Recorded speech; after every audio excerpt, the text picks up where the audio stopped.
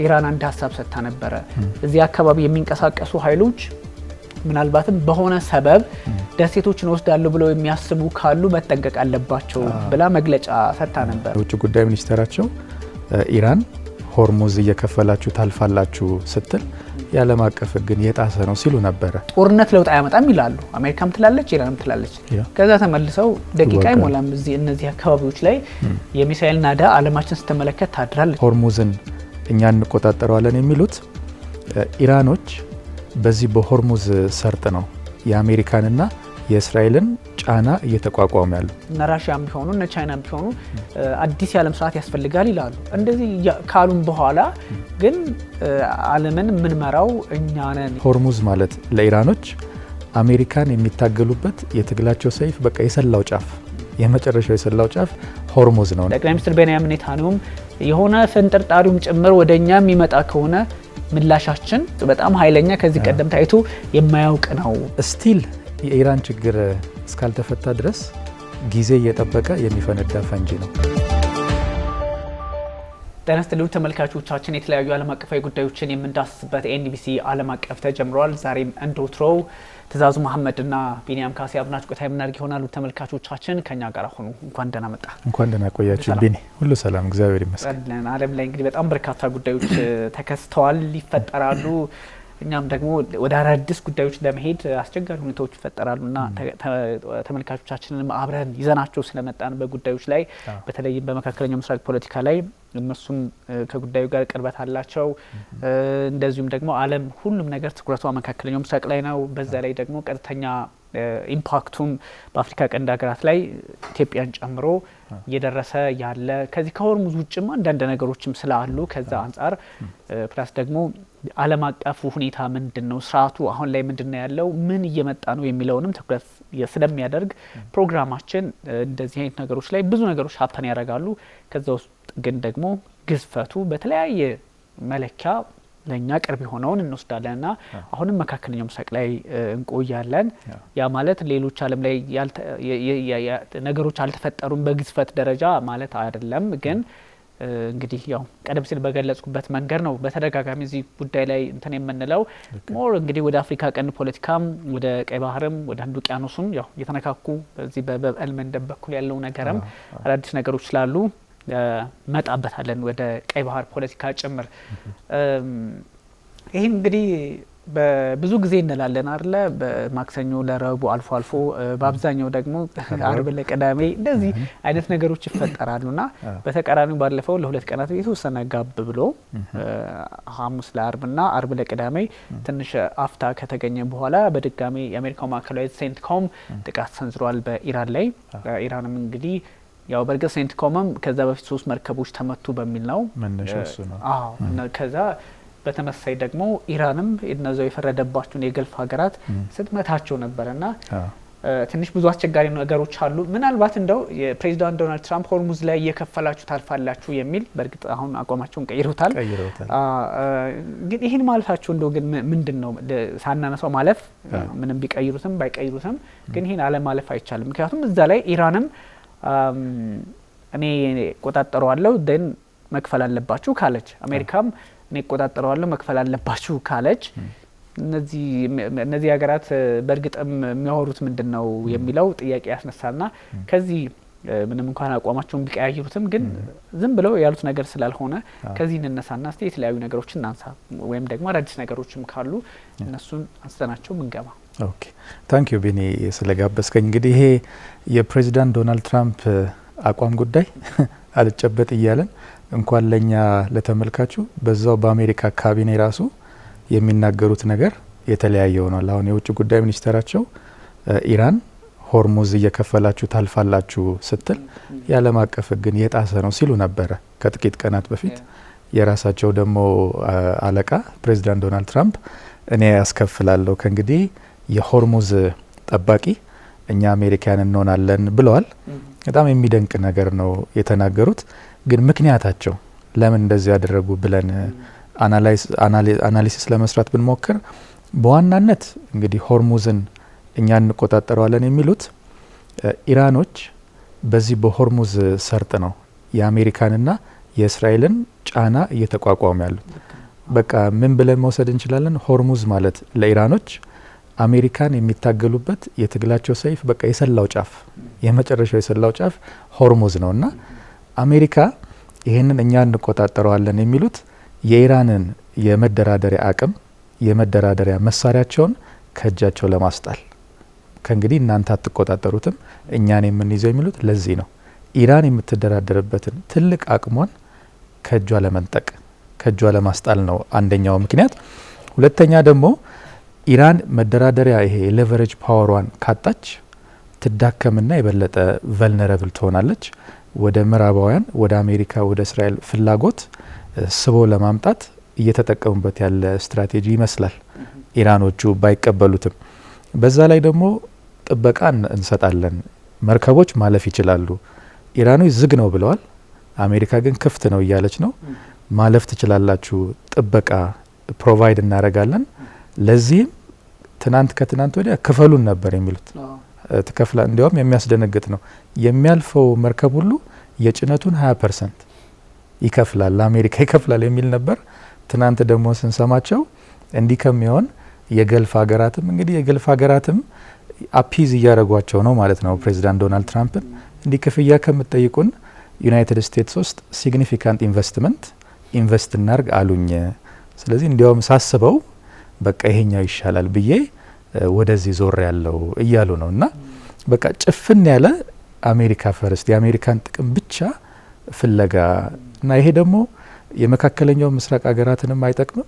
ከነሱ ጋር ብቻ ሳይሆን ደግሞ የሚያጣላቸው የነ ቻይናም ነዳጅ የሚያልፈው በዛ ነው። የኤዥያ የአፍሪካ ሀገራት ነዳጅ የሚመጣው በዛ ነው። እና ሻጮች ከከፈሉ ቢኒ እንደምታውቀው እነሱ ከፍለው ቁጭ አይሉም።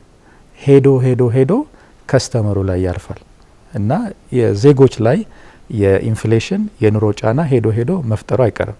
እና ዊርድ የሆነ የማይጨበጥ እዛ ድረስ ተመጥቶ ይሄንን እቆጣጠራለሁ አስከፍላለሁ አሁን ደግሞ ኢንቨስት ካረጋችሁ እተዋለሁ የሚል በጣም አስቸጋሪ ነው። ግን ቤዚካሊ ኢራን ያላትን ሌቨሬጅ ለመቀነስ ሆርሙዝን እሷ ተቆጣጥራ ስለሆነ እየተገዳደረች ያለችው ያን ይዘን ባርጌኒንግ እንትናቸውን እናስቀይራለን፣ ጫና ውስጥ እንከታቸዋለን በሚል ካልኩሌሽን የጀመሩት ይመስላል። ቢኒ ሰሞነኛው ጥቃት በዚህ ልክ ነው ተባብሶ የቀጠለውና እንዳልከው አሁንም ጥቃቶች ነበሩ እንደሚቀጥል ያሳያል። ግን እንዳልከው ፕሬዚዳንት ዶናልድ ትራምፕ የሚያነሷቸው ሀሳቦች ናቸው ትንሽ አስቸጋሪው። አንድ መርከብ ሲያልፍ የጫነውን 20% ከወሰድክበት ከዛ በተለያዩ ቦታዎች ላይ ደግሞ እንደዚህ አይነት ነገሮች አሉ። ይሄ ከባህር ላይ ውብድና አይደለም የሚባለው ከዛ ያልተናነሰ ነው። እነዛም ቢሆን እኮ ጠልፈው ወስደው ንብረትን ዘርፈው ባዶ መርከብ ሊሸኙልህ ይችላሉና 20% እንትን ስትል ከዛም ደግሞ አስበዋል። አንድ የኢትዮጵያ መርከብ በሆርሙዝ ሰርጥ ሲያልፍ የተለያዩ ቦታዎች ሆርሙዝ ላይ 20% ጭነቱን አራግፎ እንደመውጣት ቁጠረው። ከዛ እየቀነሰ በየቦታው በሚደረጉ እነዚህ ቾክ ፖይንትስ በሚባሉት ቦታዎች ላይ የሆነ ክፍያም አለ፣ የሆነ ሰምቲንግ ይኖራል። መቼም ሁሉም ነገር በነፃ ደግሞ የፖርት ሰርቪስም ገና ይጠብቀናል ጅቡቲ ላይ።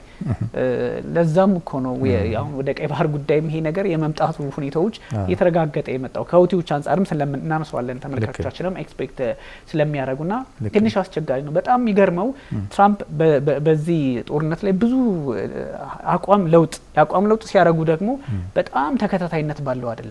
በሰዓት በሆነ ምናምን ደቂቃ በጣም ትቸገራለህ። አሁን ይሄ ዜና ስትሰራ በተለይ ለአንድ ሰዓት ተኩል አካባቢ ወይም ደግሞ የኤንቢሲ ማታ ኒውስ ለማጠናቀቅ ትቸገራለህ። 12 ሰዓት ላይ የሆነ ነገር እንደምንም ቆይተህ እንትን ካልከው በኋላ እሳቸው ተኩል ላይ የሆነ ነገር አፍርሰው ይጠብቀዋልና ሙሉ ዜና ይፈርስባልና በጣም እንደው ከዜና አንጻር እንኳን ትቸገራለህ። እንኳን በዓለም ፖለቲካ ላይ ይሄ ነው የምትለውን ነገር ተግባራዊ ለማድረግ እንኳን በሌሎች ተቋማት ጭምርና ምናልባት ትራምፕ የዚህ ሆርሙዝ አካባቢ የሚንቀሳቀሱ ያሉ እንደነ ሀርግ ደሴቶችን ጭምር ተቆጣጥሮ የመያዝ እኛ እንገባበትም አሉ። በጣም ሲያለኩስ ነው የሚባለው ወደ ሌላ እዛው ለማጣላት ሲያነካኳቸው ነው መሰለኝ። እዛ ያሉ ኃይሎች የኛ አጋሮች እዛው ሄደው ለምሳሌ ሀርግን መቆጣጠር ይችላሉ። ሀርግ ደሴት የምትባለው እሷ እንደምታውቀው ከዚህ በፊት አውርተንባት 90% የሚሆነውን ጭነት እንትን የምትልበት ነው። ይሄ ከኦይል ነዳጅ ትልቅ የነዳጅ ሀብ ነች። እሷን በጣም በተደጋጋሚ የመውሰድ ልክ እንደነ ግሪንላንድና ምናምን ነው የሚቆጥሩት ለመውሰድ ፍላጎቱ አላቸውና እኛ መግባት አይጠበቅብንም። ግራውንድ ፎርስ ይገባል አይነት ነገር ነው። እዛ ያሉ አጋሮቻችን ይገባሉ። ያ ማለት እነማን ናቸው የሚል ጥያቄ ይነሳል። እንግዲህ እስራኤል ከዛ ተነስታ እዛ ለመግባት ብዙ አገራትን አስፈቅዳ አቋርጣ ምናልባት ይሄ ልዩ ኮማንዶ ምናምን የሚባሉ ሊገቡ ይችላሉ። ግን ከገባ በኋላ ከየትኛው ሰንሰለት ጋር ሊገናኝ ነው? ግን ከዚህ በፊት አንድ መረጃ ሲጋራ ነበረ። ኢራቅ ውስጥ እስራኤል አንድ በረሃ ላይ የጦር ሰፈር ገንብታለች የሚሉ መረጃዎች በጣም ስመለከት ነበርና ከእስራኤል መገናኛ ብዙኃን አልፎ አልፎ እንዲህ አይነት ነገሮች ይወጣሉና ከዛ ጋራ ሜቢ ኮኔክት ካረጉት በሚስጥር ሞሳድ የገነባው ነው ተብሎ ይታሰባል። ኦፍ ኮርስ የእስራኤል መንግስት በዚህ ጉዳይ ላይ ያለው ነገር ባይኖርም እንደዚህ ነገሮች የሆነ አርቲፊሻል የሆኑ ነገሮች ከተገነቡ በኋላ ወይም ደግሞ ቤዞች ከተገነቡ በኋላ እነሱ ጋር ሜቢ ተሳስረ ምሰራው ካልሆነ ከእስራኤል ተነስተ እዛ ሀርግ ውስጥ ገብተ ኢራን ናት አፍተሮል የምትዋጋህና ቀላል አይሆንም። ግን ምናልባት እዛ አካባቢ ያሉ ሲሉ እነማን ናቸው? እና ኦማን ናቸው እና አረብ ኤምሬቶች ናቸው። ብዙ ሰዎች ጥያቄ ያነሳሉና እኔ ሞር አረብ ኤምሬቶችን ሪፈር ለማድረግ ሞክረው ይሆናል ፕሬዚዳንት ዶናልድ ትራምፕ የሚል እምነት አለ። ምክንያቱም ከዚህ በፊት ባነሳናቸው ሶስቱ አይላንዶች ደሴቶች ይሄ ሌሰር ቱኑብና ግሬተር የሚባሉት እንዲሁም ደግሞ አቡምሳ የሚባለው እነዚህ ደሴቶች ላይ ያው ኢራን ትንሽ በጉልበት እዛ አካባቢ ወሰደቻቸው ቦታዎችም ስለሆኑ እንግዲህ የሌጋሊቲ ጥያቄ በሁለቱም በኩል ይነሳል። ሜቢ እሱ ምክንያት አድርገው እንደ አረብ ኤምሬቶችን ሪፈር ለማድረግ ፈልገው ይሆን ወይ? አረብ ኤምሬቶችስ በእርግጥ እንደዛ የማድረግስ አቅምና ቁመና አላት ወይ የሚለውም እንዳለ ሆኖ ግን በተሻለ ከተለያዩ አረብ ሀገራት እሷ ኢራን ላይ ጥቃት ሰንዝራለች ከዚህ ቀደም እንደምናስታውሰው እሱ ስላለ ሜቢ ሳውዲም ተጨምራ ሳውዲም እና ይሄ ምንድነው እንደው ይሄ ነገር ትንሽ እንትን ይፈልጋል። እኔ እንደዛ ያረጉታል ዩናይትድ አረብ ኤሚሬትስ እንዲ ያረጉታል እርግጠኛ አይደለም። ምናልባት የሚሊተሪ ካፓቢሊቲ የኢኮኖሚ ካፓቢሊቲ ዩናይትድ አረብ ኤሚሬትስ አላቸው፣ ጠንካሮች ናቸው። ግን እስከ ደሴቱ ድረስ የኢራንን ደሴት ይሄ ነዳጅ ሀባቸውን እሱን ተቆጣጥሮ እንትን እስከ ማለት ድረስ የሚሄዱበት አስፈላጊነቱ አይታየኝም። እኔ እዛ ድረስ ከሄዱ ደግሞ ዘላቂ ጠላትነት ነው የሚያተርፉት።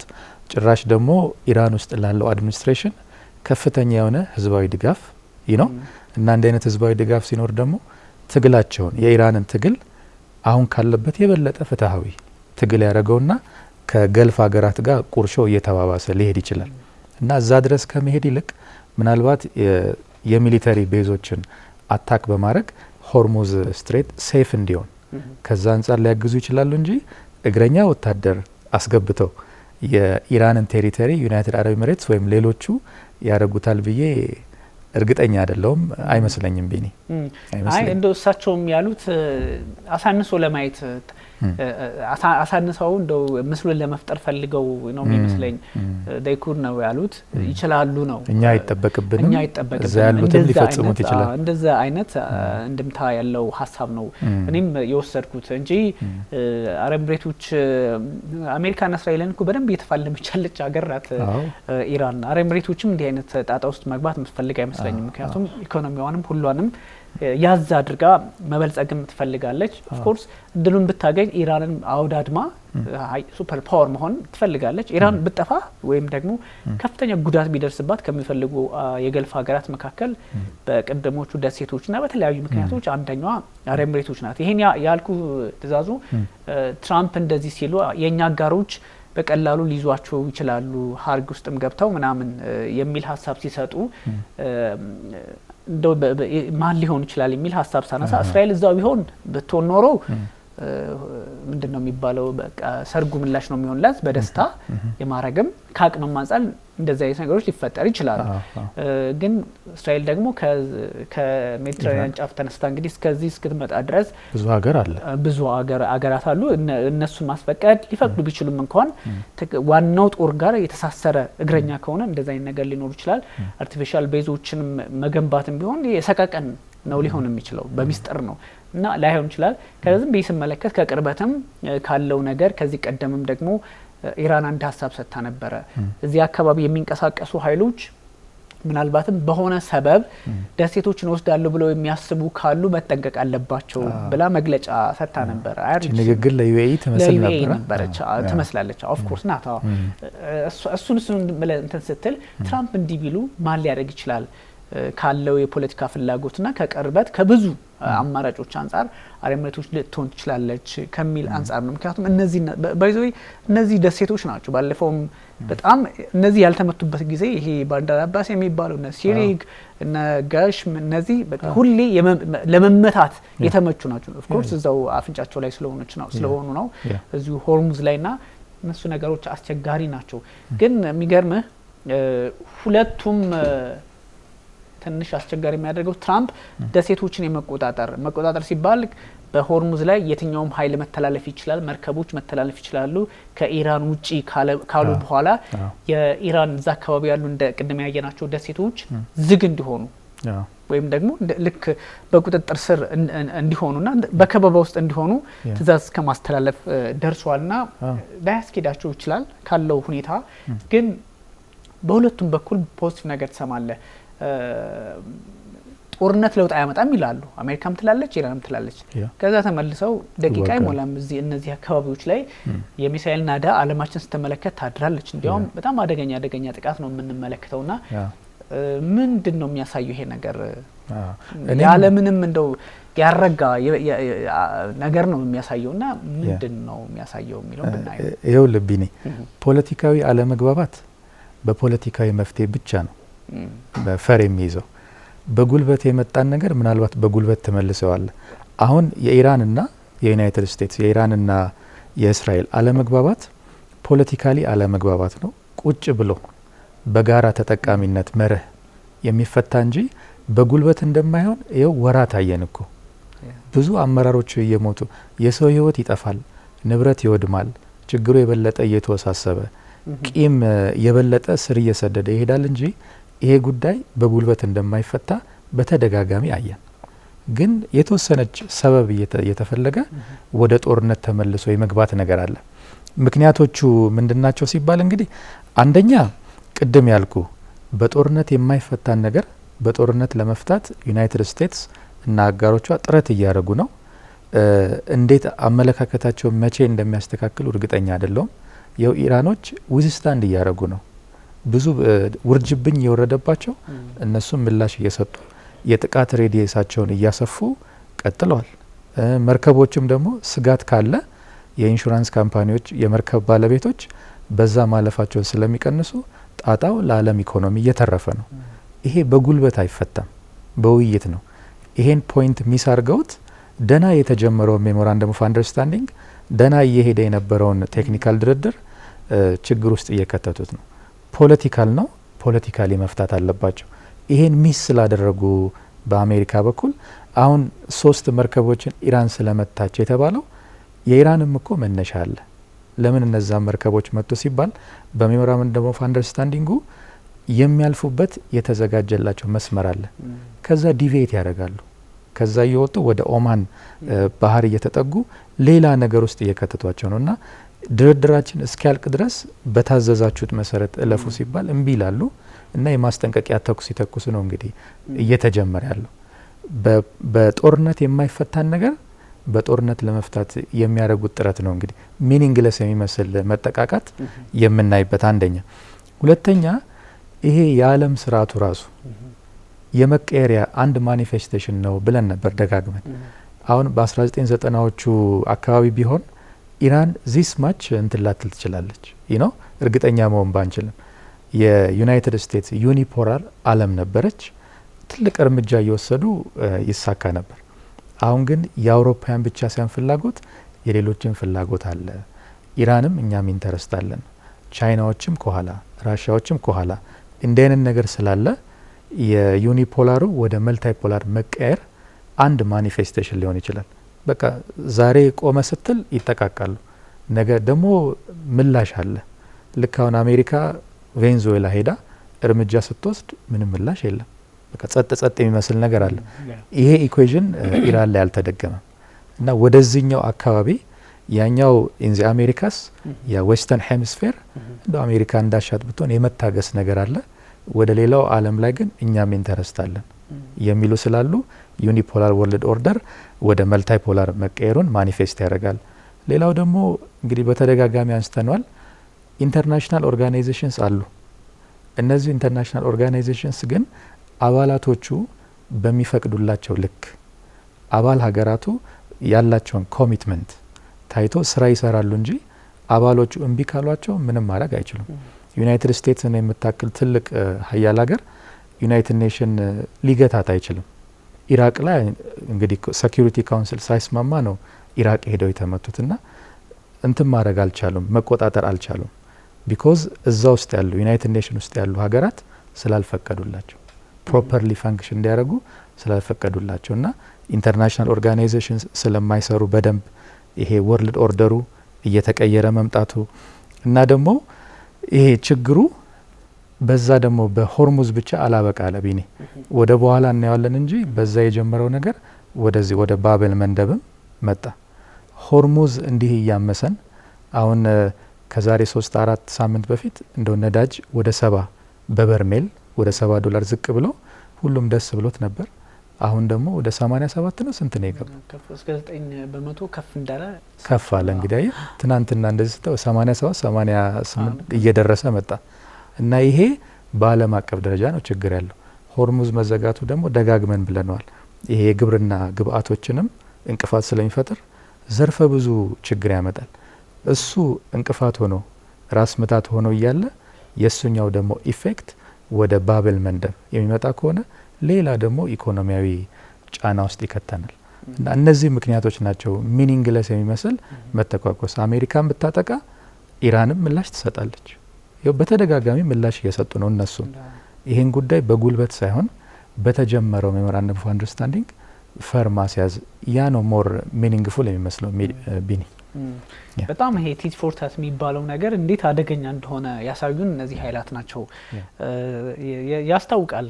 ከዚህ በፊት ዓለም እኮ የሆነ ጥቃት ሲደርስባት ተጠቃው ምክንያቱም ዓለም አቀፍ ተቋም አለ ብላ በማሰብ የሆነ ሀገር አሁን ኢትዮጵያን ቢተነኩስ ተተነኩስኩ ብላ በጣም ማጉላት ሚዲያዎቹ ምናምን ይፈለጋል እንደዛ ምክንያቱም ዓለም አቀፍ ተቋማት አሉ እዛ ሀገር ላይ ጫና ስለሚፈጥርና በጣም ተጨባጭ ለውጥም ይታይ ነበር ብዙ ጊዜ።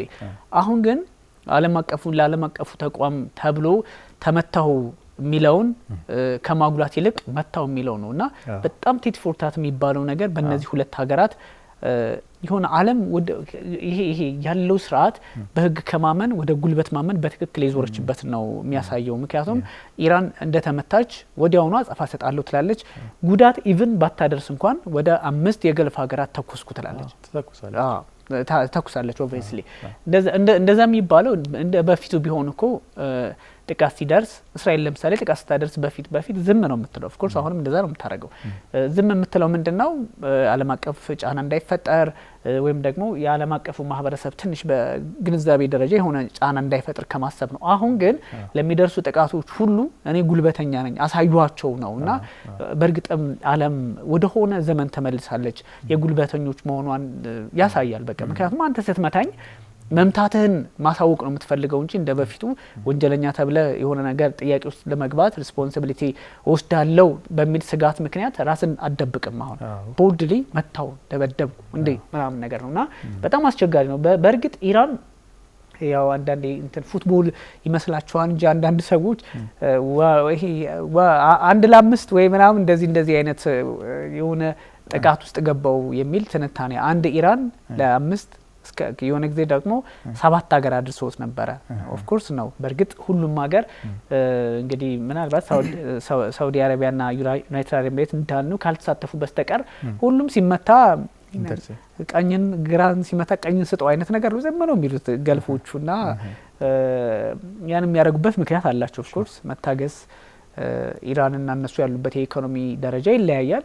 ሶ ሙሉ ፉል ፍሌጅ የሆነ ዋር ውስጥ ቢገቡ ኢኮኖሚካሊ የሚደቁት እነሱ ናቸው ያልተነካ ነገር ስላላቸው። ኢራን ኦሬዲ ብዙ ነገሮቿን ስላጣች የበሰበሰ አይነት ነው። ዝናብ አይፈራም ነው እሱ ምንም ቢሆን ያዋጣታል። አሁን ጦርነቱ ገልፎቹ ጋር ምናምን ትንብትል ኦሬዲ ብዙ ነገር ስላጣች እነሱ ጋር እኩል ማድረግ ነው የምትፈልገው በዚህ ሰዓት። ይሄ አጉል ኢራን እንደዚህ አትፈልግም ምናምን የሚለው ነገር አይሰራም። እንደ ጠላት መታየት ከጀመሩ ቆይቷልና እሱን ስትመለከት ነገሮች አስቸጋሪ ናቸው። ይሄን ያነሳውልህ ዳኛ የለሽ ዓለም የሆነ መምጣቱ ምናልባት አቅመቢስነቱንም የዓለም አቀፍ ተቋማት እና አንቶኒዮ ጉተሬዝ የሚመሩት የመንግስታቱ ድርጅት አቅመቢስነቱን በግልጽ ያሳያል። ኦፍ ኮርስ ምክንያቱም በእርግጥ አንበሳ የሚሆንባቸው ሀገራት አሉ። የሆነ የአፍሪካ ሀገር ቢሆን ኖሮ እስካሁን በዛም በዚህም ምናምን ብለው በብዙ ጫና ውስጥ ሊያረጉት ይችሉ ነበር። በብዙ ማዕቀብ ጫና ይፈጥራል። የኢራን ግን እሱንም እየሆነ እሱን አደገኛ ነገሮችን ያስተናገደችን ቢሆን ቀጥላ ሊተዋጋች ነው ያለውና ምናልባት ይሄ እንግዲህ አቅመቢስነቱን አያሳይም ወይ ሰው አቅመቢስ ከሆነ ለውጥ አያሻም ወይ የሚል ጥያቄ የሚነሳል ብዙ ጊዜ በተንታኞች። እንዴት ይታያል? ልክ እንግዲህ ዓለም አቀፍ ግንኙነት የሚባለው የፖለቲካል ሳይንስ አንድ ሰብ ዲቪዥን አለ። ፖለቲካል ሳይንስ ትልቁ የሆነና ውስጡ ኢንተርናሽናል ሪሌሽንስ፣ ኮምፓራቲቭ ፖለቲክስ እያለ ይከፋፈላል። ዓለም አቀፍ ግንኙነት ውስጥ ከሚጠኑ አንድ ጉዳዮች ምንድነው የሚባለው? ዓለም የሚቆጣጠራት መንግስት የላትም። የሚቆጣጠር ሁሉን ነገር በዓለም ላይ ያሉ ጉዳዮችን ማኔጅ የሚያደርግ አካል የለም። አናርኪክ ነው። ኢንተርናሽናል ስርዓቱ ማዕከላዊ መንግስት የሌለበት አናርኪክ ነው። ኢሴንሻሊ እንደዛ ነው። ይሄን ችግር ለመፍታት ተብሎ ነው ሊግ ኦፍ ኔሽንስ ስታብሊሽ ተደርጎ የነበረው፣ ዩናይትድ ኔሽንስ የሚደረገው። ልክ የሀገራት ስትራክቸር ያለው እኮ ይመስላል። ዩናይትድ ኔሽንን ብታየው አሁን ጀነራል አሴምብሊውን ብታየው በአንድ ሀገር ውስጥ ልክ እንደ ምክር ቤት ብለው ወሰደው እንደ ሌጂስሌቲቭ፣ ሴኩሪቲ ካውንስሉን ደግሞ እንደ ኤግዜኪቲቭ ብለ ታየዋል። እነዚህ ፍርድ ቤቶቹ ደግሞ ኢንተርናሽናል ኮርት ኦፍ ጀስቲስን እንደ ጁዲሻሪ ብለ ተወስደዋል። በዓለም ላይ ያሉ ጉዳዮችን እንዲ ማኔጅ እንዲያደርግ ሙከራዎች አሉ። ግን ኢንሄረንትሊ ይሄ ኢንስቲትዩሽን ቅድም እንዳልኩ አባል ሀገራት ኢፌክቲቭነሱን በፈቀዱለት ልክ ነው ፐርፎርም የሚያደርገው። እድል ካልተሰጠው ያ ኦርጋናይዜሽን ያወጣቸው ህጎች እንዲፈጸሙ ማኔጅ እንዲያደርግ እድል ከተከለከለ ምንም ላደርግ አይችልም። ዓለም አቀፍ ተቋሚ ነው። አናርኪክ መሆኑ ነው በዚህ በዓለም ላይ ሄዶ እንግዲህ በጉልበት የመጣብህን አካል በጉልበት ለመመለስ በኢራንም በአሜሪካም በእስራኤልም የምናየው በቃ ሀገራት ሶቨርኒቲያቸውን ስቲል አልተውም። ብሔራዊ ጥቅማቸውንም ደግሞ ቅድሚያ ይሰጣሉ። በዚህ ምክንያት ነው ኢንተርናሽናል ሪሌሽንስ ኢንተርናሽናል ኦርጋናይዜሽንስ ሞር ኢፌክቲቭሊ ፈንክሽን እያደረጉ ያልሆኑት። አንቶኒዮ ጉተሬዝ ችግር ሲከሰት እኮ መግለጫ ያወጣሉ። ሁለታችሁም ዲስካሌት አርጉ፣ ወደ ድርድር ተመለሱ ይላሉ። ከዚህ በላይ ግን የማድረግ አቅም የላቸውም። ትልልቅ ናቸው ሀገራቱ እና አሜሪካ እና እስራኤል ሌሎችም በጣም ጉልበተኞች ናቸው። እነሱ በህግ ካልተመሩ እነሱን የማስገደድ አቅም ስለሌላቸው ነው። አንደኛ አናርኪክ ባህሪ ያለው፣ ሁለተኛ ደግሞ እንግዲህ ስናየው ይሄ አናርኪክ የሆነውን በዓለም አቀፍ ኦርጋናይዜሽንስ ማኔጅ ለማድረግ ይሞከራል እንጂ ሁል ጊዜ እየሰራ አይደለም። ምንድነው የሚሻለው? እንግዲህ መፍትሄ ብዬ እኔ እንደ ሀሳብ እንደ ሪኮሜንዴሽን የማቀርበው የተለያዩ ዓለም አቀፍ ችግሮችን ብታይ ከምዕራባውያን ጋር የሚያያዝ ይመስላል ስታየው። አሁን የኢራንን ጦርነት ብታይ በአሜሪካ በእስራኤልና በኢራን ይሄ ዌስተርኑ ባህል ከፐርዢያን ባህል ጋር ክላሽ እያደረገ ከእንደዛ ነገር ታያለ። የዩክሬንን ችግር ስትየው የዩክሬንም ችግር በምዕራባውያንና በሩሲያ መካከል ይመስላል። ኢንዶ ፓሲፊክም ላይ ከቻይና ጋር የምታየው አንዳንድ ችግር አሁንም በምዕራባውያንና በቻይና መካከል ይመስላል። ስለዚህ ዓለም አቀፍ ኦርጋናይዜሽኖች ኢፌክቲቭ እንዳይሆኑ የዓለም ሰላም እንደው እርግት እንዳይል እነሱ ከሆኑ ብዙ ጊዜ አንደኛው ተዋናይ ምዕራባውያን ከሆኑ እነሱም እንደው ፓራዳይም ሺፍት የሚያስፈልግ ይመስለኛል። ሁሉንም በዓለም ላይ ያሉትን ኢኮኖሚክ ኢንተረስቶች፣ የሴኩሪቲ ጉዳዮች እነሱ ብቻ እየወሰኑ የግል ጥቅም ብቻ የአንድ አካባቢ ጥቅም ብቻ ሳይሆን ዓለም የሁላችንም ናት፣ የሁሉም የሰው ልጆች ናት።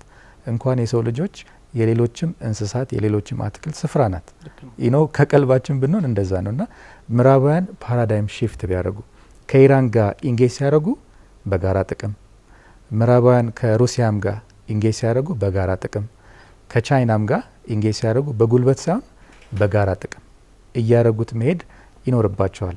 ፓራዳይም ሽፍት ያስፈልጋል የዓለም ሰላም እንዲረጋገጥ ከምዕራባውያን ሳይድ አንደኛው። ሁለተኛ ደግሞ እነዚህ ግሎባል ሳውዝ ያሉ ሀገራትም they have to be smart they have to ይሄ የፖለቲካውን ጌም እንዴት መጫወት እንዳለባቸው በጥንቃቄ በጥበብ መሄድ አለባቸው። በቃ ሳታጠፋም አንዳንዴ በጉልበት የሚመጣበት አካል ካለ በዚህ ምድር ላይ ከእንደዚህ አይነት አካል ጋር እንዴት ኢንጌጅ ማድረግ እንዳለብህ ብልጥ መሆን አለብህ። በብልጠት ስማርት ሆነው እንትኑን መጫወት። ወደ ኢትዮጵያ እንደው ጉዳዩ ለኢትዮጵያ ኬዝ ብቻ ለማድረግ ሳይሆን በተደጋጋሚው ሊትሬቸር ውስጥ ጃንሆይ አንዳንድ ጉዳዮችን በጣም ስማርት ናቸው ይባላል። እንዴት አድርገው እንደሚያሳኩ በጥበብ ነው ይባላል። አንድ ሁለት ምሳሌ እንደው ብሰጥ ኃይለ ሥላሴ ጣሊያን ከተባረረች በኋላ ከሁለተኛው ጦርነት በኋላ እንግሊዞች አብረውን ገብተዋል እና ኃይለ ሥላሴ ውሳኔ እንዳይወስኑ ሚኒስቴር ምና እንዳይሾሙ ኦልሞስት እጃቸውን ሊያስሯቸው ሞክረው ነበር። ለእንግሊዞች ሳይናገሩ በብልጠት በጅቡቲ ሄደው በቀይ ባህር ምናምን አድርገው እንትን ላይ ሜዲትራኒያን ባህር ላይ የአሜሪካውን ፕሬዚዳንት አግኝተዋቸው የእንግሊዝን ጫና አስታገሰላቸው። ከዛ በኋላ እንግሊዞች ኃይለ ሥላሴን አልተፈታተኗቸውም። ቀስ ብለው ድምጽ አጥፍተው ሀያሉን ሀገር ይሄኛውን እንዲቆጣላቸው አድርገው ኢትዮጵያን አጠናከሩ። አንድ በል። ሁለተኛ ደግሞ አሁን ኤርትራ እንዳለመታደል ከኢትዮጵያ ተነጥላለች። ጣሊያን ከወጣች በኋላ ወደ ኢትዮጵያ ስትመለስ ኤርትራ አንድ ጥይት አልተተኮሰም፣ አንድ ሰው አልሞተም። ዩናይትድ ኔሽን ውስጥ ወሳኝ ሀገራት እነማን ናቸው? ከሁለተኛ ዓለም ጦርነት በኋላ ሶቪየት ዩኒየን፣ ዩናይትድ ስቴትስ፣ ፍራንስ፣ ብሪቴን እነሱ ሌት ተቀን እነ ጃንሆይና እነ ጸሐፌ ትእዛዝ አክሊሉ ሀብተወልድ በጣም በጥበብ ሄደው አንድ ጥይት ሳይተኮስ ኤርትራ ወደ ኢትዮጵያ ተቀላቀለች ወደ እናት ሀገሯ። እኛም የባህር በር አገኘን። ሪሊፍ ነበር። ዩሲ ዓለም አቀፍ ጉዳይ እንደዚህ በጉልበት የሚመጣብ ከሆነ ዓለም አቀፍ ተቋማት ኢፌክቲቭ ካልሆኑ ኢንተርናሽናል ሎ ኢፌክቲቭሊ ካልሰራ የግሎባል ሳውዝ ሀገራት ይህንን በዚህ ኮንቴክስት ውስጥ እንዴት ብሔራዊ ጥቅማቸውን ማስከበር እንዳለባቸው ብልጥ መሆን አለባቸው። በብልጠት ከሄዱ ጉዳት ይቀንሳሉ፣ እነሱ ላይ የሚመጣባቸውን ጉዳት ይቀንሳሉ። እና ይሄ ነው ሁል ጊዜ ኢንተርናሽናል ኦርጋናይዜሽን እንዳይሰሩ የሚያደርገው። ኢንሄረንትሊ ዓለም አናርኪክ ናት። ዓለምን ሙሉ በሙሉ የሚቆጣጠር አንድ መንግስት የለም። አሁን እናንተ ህግ ብንጥስ አዲስ አበባ ውስጥ ያለ ፖሊስ ይዘንና ወደ ፍርድ ቤት ይወስደናል። ሀገራት እንዲህ ቢሄቭ ሲያደርጉ ዓለም አቀፍ ፖሊስ ጠንካራ ፖሊስ አለ ወይ? ቢኖሩም እነዚህ ኢንስቲትዩሽኖች ኢፌክቲቭነሳቸው ምን ያክል ነው? ይሄ ነው ችግሩ እንደዚህ እንዲቀጥል ያደረገው ቢኒ። አሁን እኛ አንተና እኔ እንደገባን አሜሪካ 90 ደቂቃ አንድ ኦፕሬሽን ነበራት። 7:30 AM ነው በነሱ በዋሽንግተን ዲሲ።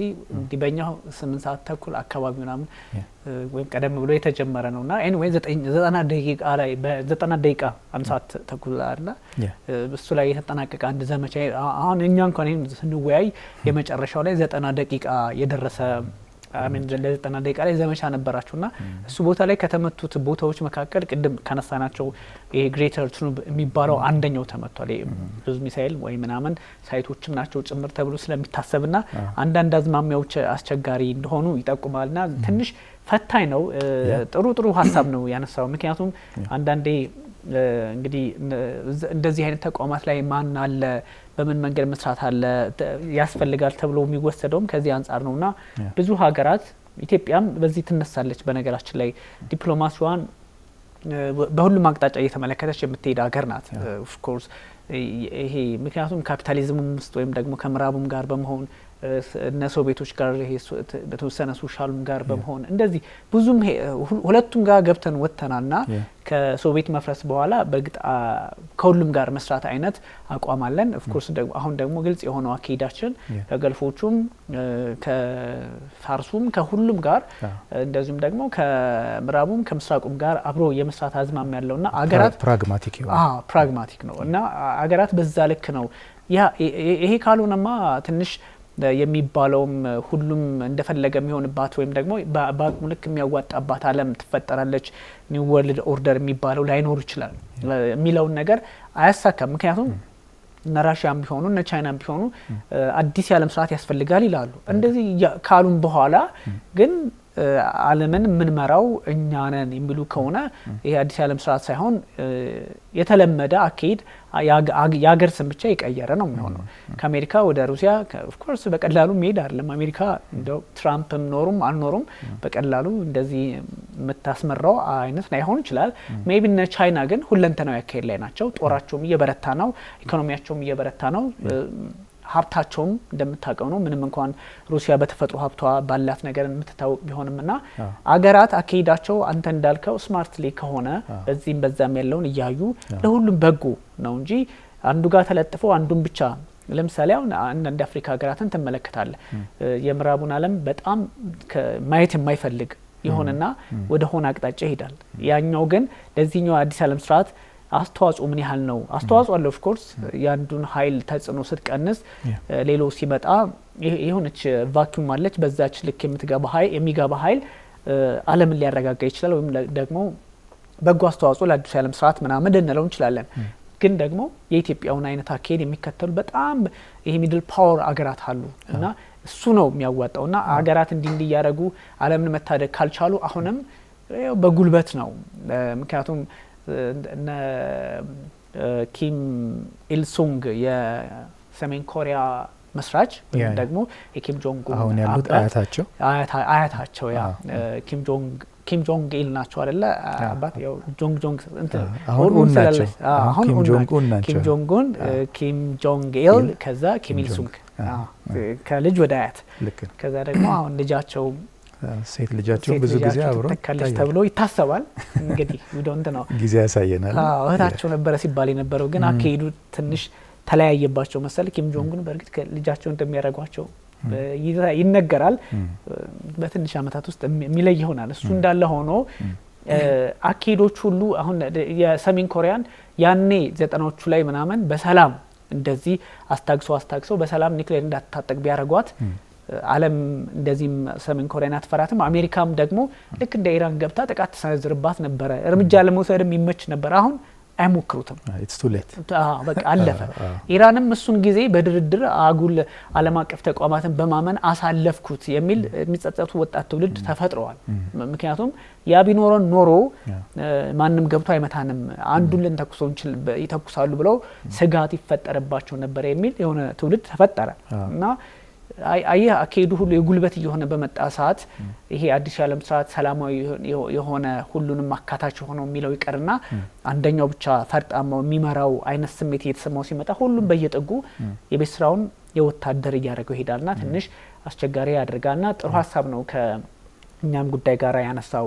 ምናልባት ሁቲዎችና ሳውዲዎችም እንግዲህ ወደ አዲስ የሚባሉ ውጥረት ውስጥ መመታታት ሰንዓ ተመታ። ሰንዓ የተመታችው እንግዲህ ፖርቷ ሰንዓ እንግዲህ ሰሜናዊ የመን እንደምታውቀው በሁቲዎች ነው የሚተዳደረው። እንግዲህ ሳውዲ አረቢያ የምትደግፈውና ዓለም አቀፍ እውቅና ያለው ስደተኛው መንግስት ስደተኛ የሚባለው አይደለም መቼስ ብዙ ጊዜ ኤደን ላይ ቤዙን አድርጓል ይባላል ግን ያው ስደተኛ ነው ኦፍ ኮርስ ሳውዲ ምናምን ተንስላለው እሱ ችግር የለውም። ሴንተሩን ኤደን ላይ አድርጎ እሱ ችግሮች አሉበት እና ጥቃቱን የሰነዘረው እሱ ነው ይላሉ። ሁቲዎች ደግሞ የሀያ ሳሬ ጥቃቱን ቀጥታ የሰነዘረችው ሳውዲ ናት ይላል። ስለዚህ ይሄ ባለበት ሁኔታ ዞሮ ሁቲን የሚጣላ ኃይል ነው ጥቃቱን የሰነዘረው። ስለዚህ ሁቲ ወዲያውኑ በጣም አስፈሪ የተባለ በደቡባዊ ሳውዲ አረቢያ የሚገኝ አንድ ዓለም አቀፍ አየር ማረፊያ ላይ ከባድ ጥቃት ነው ባይዘው ያደረሰው አደረሰና ይች ነገር ምናልባት ስጋቱን እስራኤልን በዚህ ጉዳይ ላይ ልትገባ ትችላለች የሚሉ ሀሳቦች አሉ። ምክንያቱም ሳውዲዎችና እስራኤል በጣም የሚያስማማቸው ነገር ቢኖር ሁቲዎች የመን ላይ አቅም እንዲኖራቸው አይፈልጉም ሳውዲዎችና እስራኤሎች። ከዚህ አንፃር ሜቢ ይሄኛው እንግዲህ አካባቢው ወደኛ እየቀረበ የመምጣት አዝማሚያ ይኖረዋል እና ይሄስ አካባቢው የፖለቲካው ባህሪውም እንደምታውቀው ነውና ምን አይነት ይዘት አለው እንዴትስ ልናነሳው እንችላለን እንዴት ማየት ይቻላል ይሄን ነገር የሚለውን በተወሰነ እንግዲህ አሁንም ስሩ ከኢራን እንትን ጋር አልተፋታም። ያው ሁቲዎች ከፍተኛ ድጋፍ የሚያገኙት ከኢራን ነው።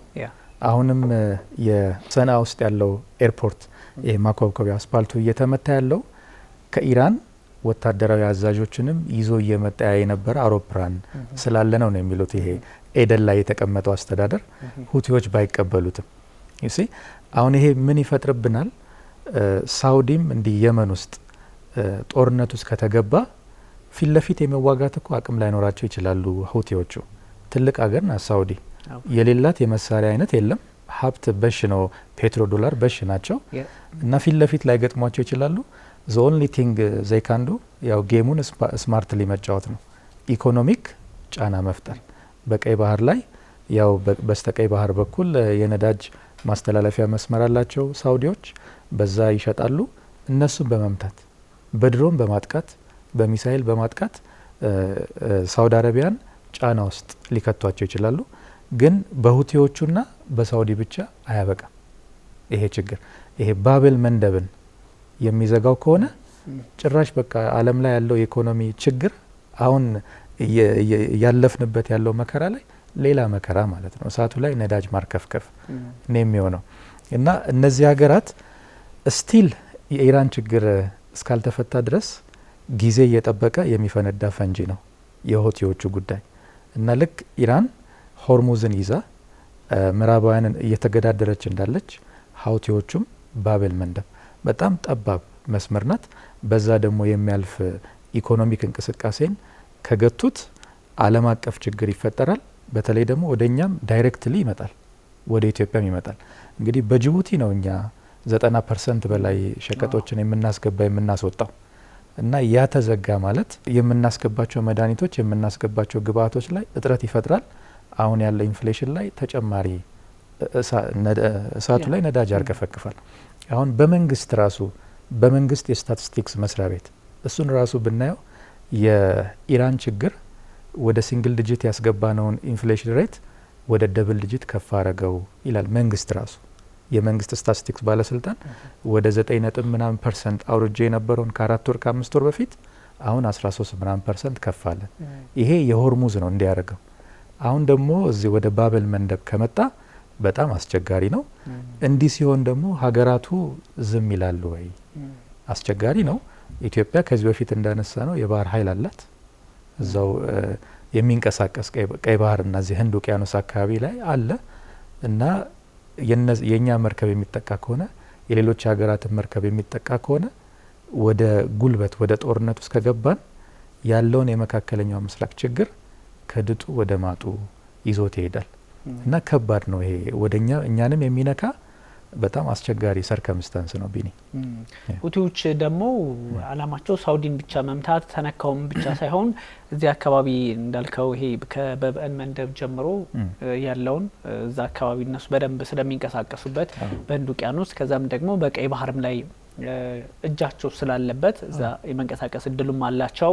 ከዚህ በፊት አድርገውታል። እነ ግብጽ ያን ሁሉ የቀይ ባህር አካባቢዎች ላይ ሰፍረው እነ ኤርትራም ከዚህ በፊት ሁቲዎችን ምንም ያረጓቸው ነገርም የለም፣ ያስቆማቸውም ነገር የለም። ሁቲዎች እንዲያውም ያ ሁሉ አገር ወደ 9 የሚሆን አገር ሳውዲ መራሽ ተብሎ ያን ሁሉ ተቋቁመው ጸጥ አርገው ሰሜናዊ የመንን የያዙ ለዛውም ዋና ከተማዋን ሰናን የተቆጣጠሩ ናቸው እና ቀላል የሚባሉ ኃይሎች አይደሉም። የሚደገፉት በኢራን ነው ይታወቃል፣ ማንም ያውቀዋል። አሁን ይሄኛው ሁኔታ ከዚህ ቀደም እነዚህን ኃይላት ማንም ሀያላቸውም ስለሌለ በቃ በራሳቸው አቋም ልክ በራሳቸው አካሄድ ልክ የሚፈልጓትን የመንን ወይም ሰሜናዊ የመንን ይዘው ቀጥለዋልና የመን ውስጥ ደግሞ የተለያዩ መከፋፈሎች ወደ 3 የሚሆኑ ክፍፍሎች አሉ። የሽግግሮች የሚባሉም አሉ።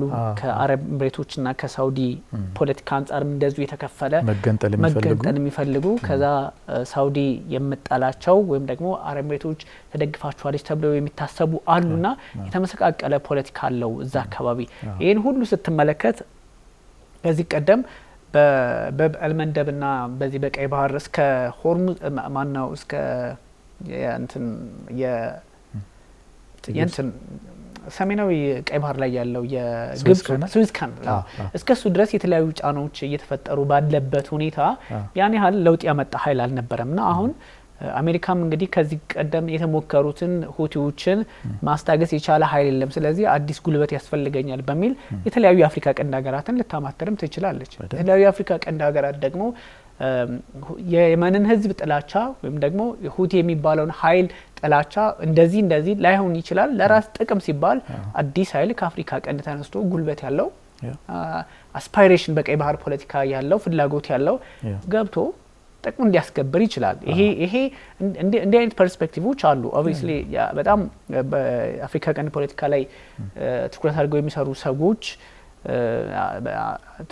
ጤነኛ ትንተና የሚያስቀምጡ ጤነኛ ትንተና ስለ ቀይ ባህር ላይ በጉልበት ገብቶ የሆነ ቦታ መውሰድን ምናምን እንትን ላይሉ ይችላሉ። ግን ያለውን ሴናሪዮ ይሄ ሲሆን ይሄ የዛሬ 15 አመት አገር ከመጠፋና አሁን ባለው ሁኔታ ምናምን ብለው ኮምፕሮማይዝ የሚያደርጉልን ስትመለከታቸው ይሄን ያሳያል። የሆነ አዲስ ኃይል ያስፈልጋል የሚል ጥያቄ ይነሳና አዲሱ ኃይል ማን ነው የሚለውን ወደፊት በደንብ እንወያይበታለን። ቦልድ የሆኑ ጉዳዮች እየሰፉ ሲመጡ ምናልባት የሁቲዎችም ጥቃት እየጠነከረ ከሄደ በበዓል መንደብ መርከቦች አያልፉም ከተባለ አንተ እንዳልከው ነው። በበዓል መንደብ ላይ ዘግተው በተለይ ደግሞ የኢትዮጵያ ማለፍ አትችሉም ካሉ እንግዲህ እዛ ያለው የኢትዮጵያ የባህር ኃይል አገልግሎትም ኢትዮጵያ እንደ መንግስትም ኢትዮጵያም እንደ ጦር እንዳለው ትልቅ ሀገር ዝም አይልም አይደል? ሀብት ሲነካ እንዲህ አይነት ነገሮች ነው ወደ አፍሪካ ቀንድ ፖለቲካ እያመጣው ነው ጉዳዩን ወይም ደግሞ አፍሪካ ቀንድ እንደው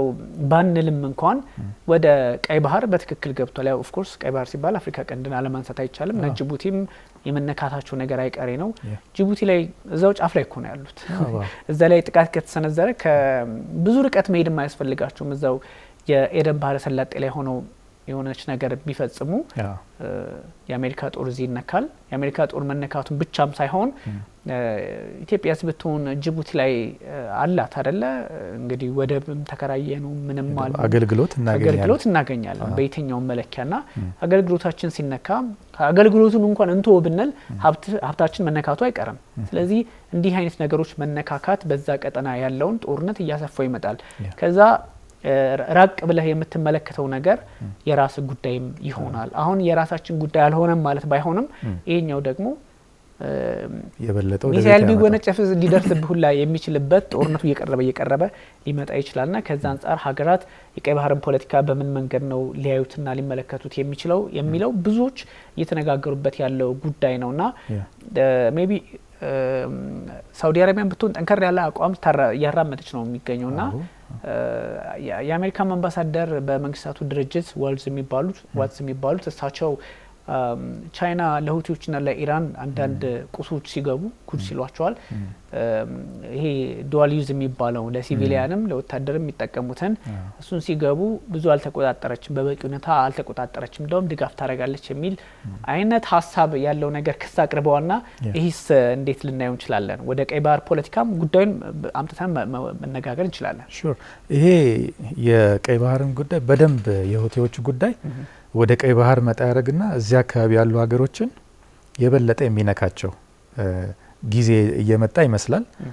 ባይ ዘ ዌይ እዚህ አፍሪካ ቀንድ ያሉ ሀገሮች ብቻ ሳይሆን እንግዲህ እስራኤል ከኢራን ጋር በምታደርገው ትግል ምንድነው የሚሉት እስራኤሎች ኢራን አክሲስ ኦፍ ሬዚስታንስ አላት እና እነዚህን አክሲስ ኦፍ ሬዚስታንስ አታክ ለማድረግ ሀማስ ላይ እንደምናደርገው ሂዝቦላ ላይ እንደምናደርገው ሀውቲዎቹም ጋር እንታገላለን በሚል እኮ እስራኤልም ስራ እየሰሩ ነው። ለምሳሌ ለሶማሌላንድ እውቅና ሰጥተዋል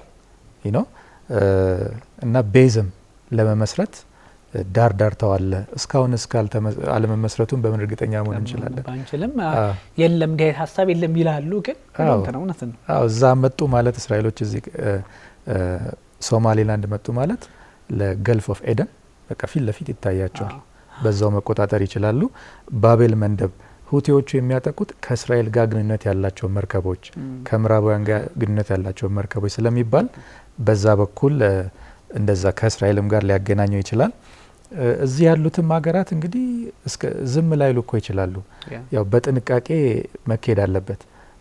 የመኖችን ብታያቸው በታሪክ በምን ከኢትዮጵያም ጋር ቅርብ ነን፣ እስከ ከለራችን ጭምር ቅርብ ነን ከየመኖቹ ጋር እና በጥንቃቄ የኛን እዚህ የመካከለኛው ምስራቅ ውስጥ ቀጥተኛ ተዋናይ ሳንሆን የኛን ኢኮኖሚክና የተለያዩ ጉዳዮች ለማስጠበቅ መስራታችን አይቀሬ ነው። ያ ተዘጋ ማለት ኤክስፖርት የምታደርገው ነገር ኢምፖርት የምታደርገው ነገር ያ ሁሉ ችግር ውስጥ እየገባ ዝም ማለቱ ያስቸግራል። ግን ያወሳስበዋል። አንተ እንዲህ ተጎዳው ብለ ሀውቲዎቹን የሆነ ነገር ብታረግ ሀውቲዎቹ ደግሞ ከኢራን ጋር ሆነው እንደዚህ ያደርጋሉ። ኢራን ደግሞ ምናልባት በሱዳን በኩል ትመጣብ ይሆናልና በግብጽ በኩል በተርኪ በኩል በሶማሊያ በኩል ትመጣባለችና ብልጠቱ አስፈላጊ ነው። ይሄን ከባድ አስቸጋሪ ወቅት በጥንቃቄ ማለፉ ወሳኝ ነው እንጂ እየተወሳሰበ ይመጣል። የቀይ ባህር ችግር አሁን ካለብን ጫና በላይ ውስብስብ እየሆነ ይመጣል። እስካሁን ሁሉም ኤክስፕሊሲትሊ ሀውቲዎችን እንደዚህ እናርግ ምናን የሚል ነገር አትሰማም። ግን እንዲሁ ዝም ብለ አሰላለፉን ስታየው አደገኛ ነው። ኢትዮጵያ ስትራቴጂክ ወዳጅነት ከነማን ጋር አላት? ሀውቲዎቹ ስትራቴጂክ ወዳጅነት ከነማን ጋር አላቸው?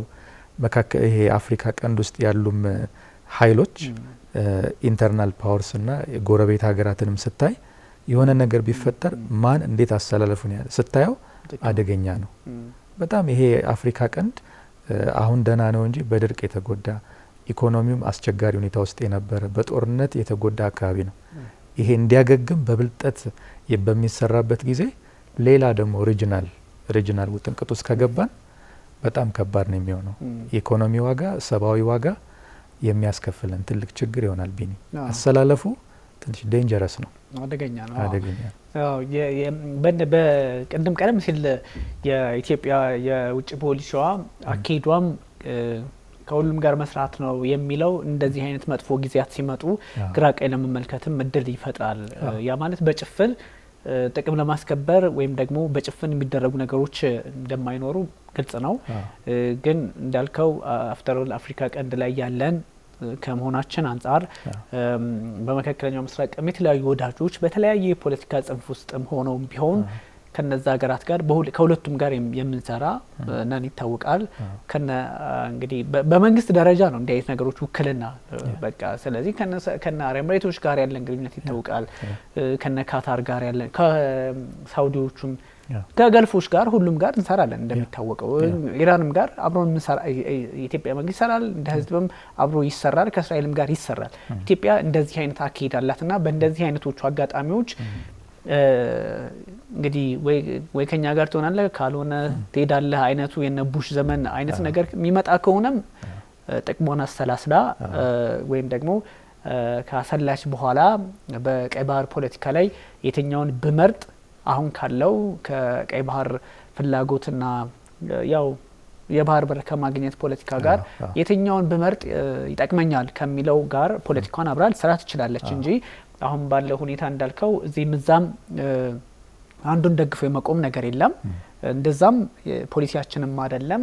ሲቀጥልም ልክም የሆነ አካሄድም አይደለም። አስገዳጅ ሁኔታዎች ብቻ ሲመጡ ጥቅምና ጥቅም ላይ ብቻ አስገዳጅ ሆኖ ሲመጣ ያኔ አይደለም የተመሰረተ አስተላለፍ ላይ ቀርቶ አዲስ አስተላለፍም ሀገራት መፍጠር አለባቸውና ከዛ አንጻር የተቃኘ መሆን እንዳለበት ይሰማናልና የቀይ ባህር ፖለቲካ ይሄ ነው። በጣም ትንሽ ያስቸግራል እንዳልከው ነው። ሁቲዎችና ማን ጋር ነው የሚሰሩት የሚለውን ነገር ሁቲዎች ለነጻነታቸው ወይም ራሳቸው ባሰቡት የነጻነት ጥያቄያቸው ልክ ሊሆን ይችላሉ። ልክም ናቸው ዶሜስቲካሊ በሚፈልጉት ልክ በራሳቸው አቋም ልክ ናቸው።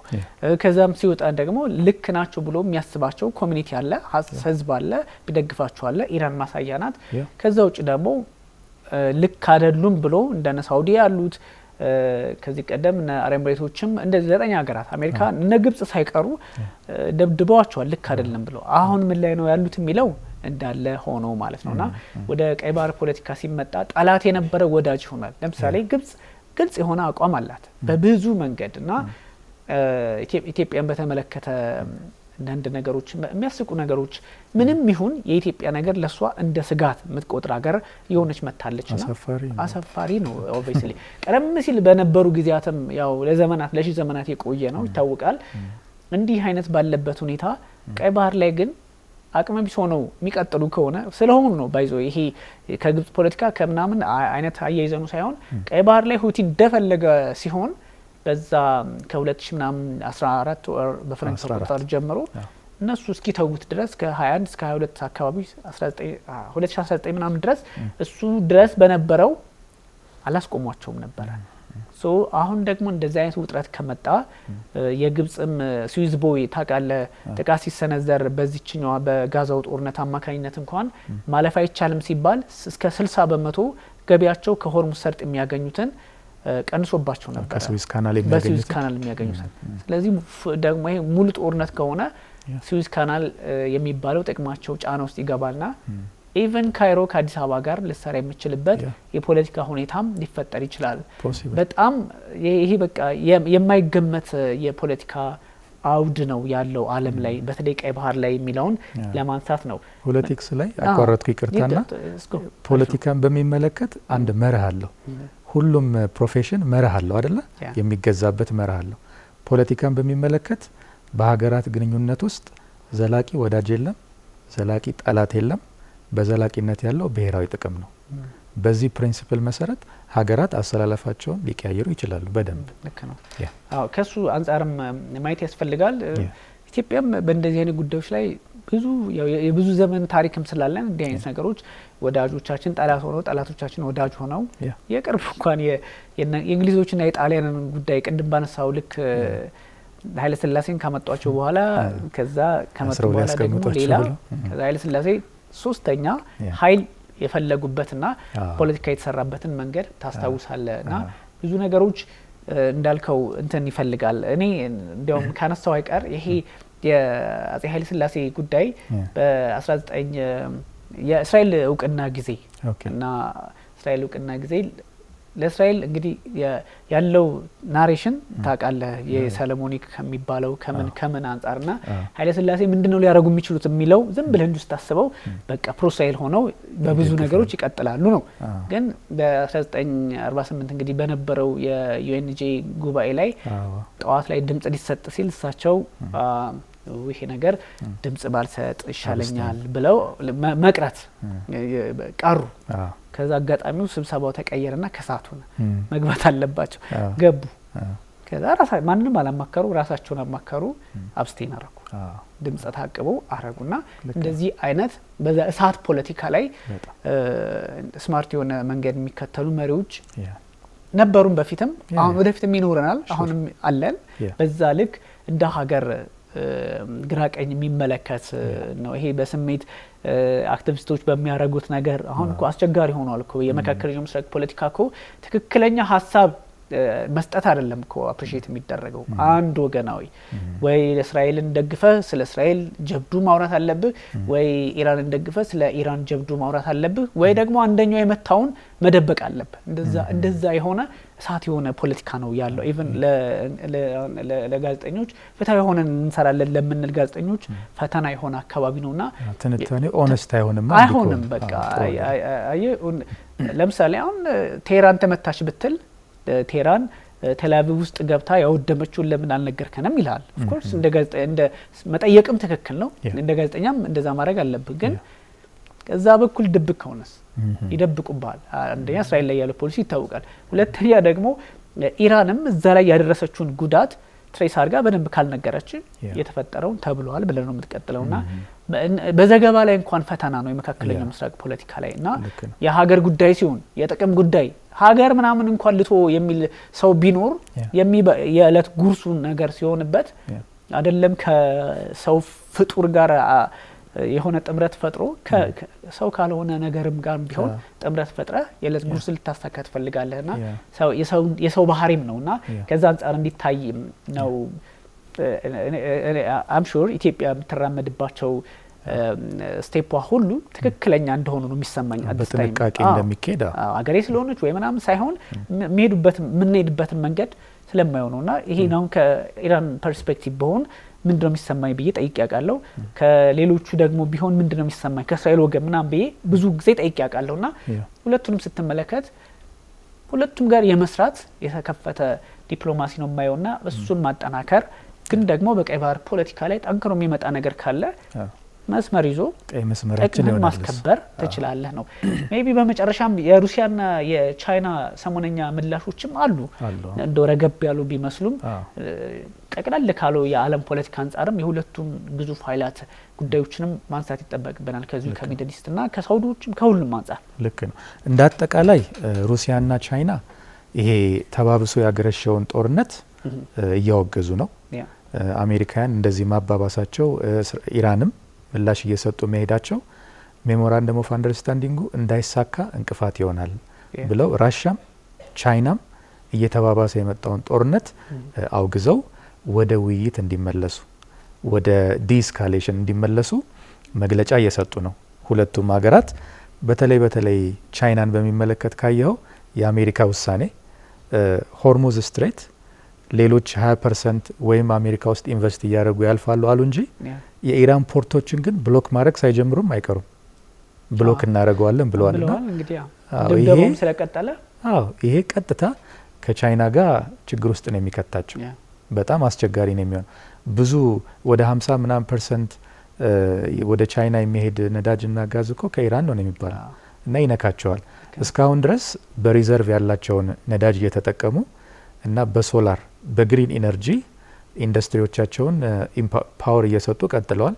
ግን ይሄ ስትራቴጂክ ሪዘርቫቸውን አፌክት የሚያደርግ ከሆነ የአሜሪካ ውሳኔም ከቻይና ጋር ቀጥተኛ ግንኙነት ይፈጥራል እና እንዲረጋጋ እንዲረግብ ሜሞራንደም ኦፍ አንደርስታንዲንጉ መልሶ እንዲቀጥል ይፈልጋሉ።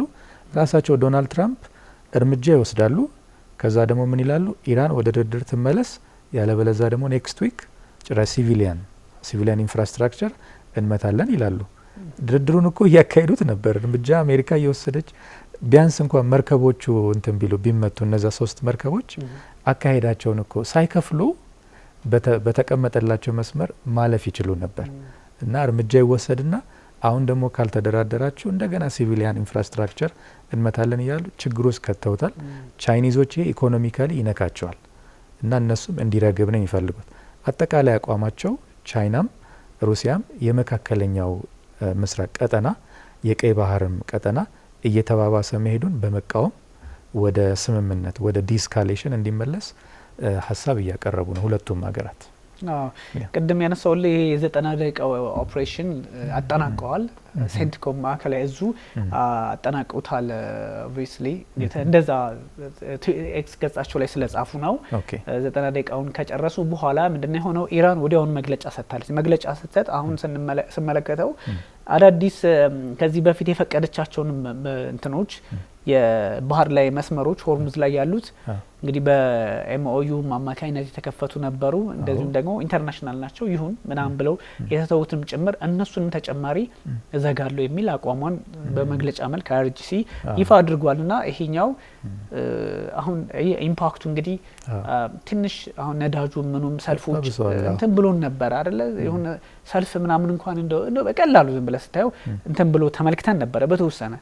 አሁን ይችን ተከትሎ እንግዲህ ምናልባት ዓለም አቀፍ መገናኛ ብዙሃን አውታሮቹ ምናምን ብንመለከታቸው የነዳጅ ዋጋ ከፍ ዝቅ ብሎ ሊሆን ይችላል በአንድ መግለጫ ከፍ ዝቅ ስለሚልና እነዚህ ነገሮች በጣም እየተወሳሰቡ መሄዳቸውን ነው የሚያሳየውና ምናልባት ፕሬዚዳንት ዶናልድ ትራምፕ ካላቀዘቀዙት ኢራንም ጥቃቷን የምትቀጥል ከሆነ አንደኛ የኢራንም ጥቃት ቀላል ስላልሆነ ነው የአሜሪካን ፊፍዝ ፍሊት መምታት አለብኝ ብላ እዛ ቦታ ላይ ሄዳ ከመታች ካታርም ሳይቀር ተጀማምራ ነበር። አረብ ኤሚሬቶችም የሆነ ሳይረን ነገር ሲያሰሙ ነበር ባለፈው። ብቻ ኦማን ዮርዳኖስም ዮርዳኖስ ተመታሽ ማለት ደግሞ ዌስት ባንክና እስራኤል እንደምትደርስ በዛው አደ ሴም ታይም ማሳያ ነውና ይሄኛው ነገር እየተባባሰ ሊቀጥል እንደሚችል ጠቅላይ ሚኒስትር ቤንያሚን ኔታንያሁም የሆነ ፍንጥርጣሪውም ጭምር ወደኛ የሚመጣ ከሆነ ምላሻችን ቃል በቃል ያሉት ነው እኛና ያርገን አይነት ነገር ነው የሚገልጽ በጣም ኃይለኛ ከዚህ ቀደም ታይቶ የማያውቅ ነው ብለዋልና እነዚህ ነገሮች ሊሆን ይችላል።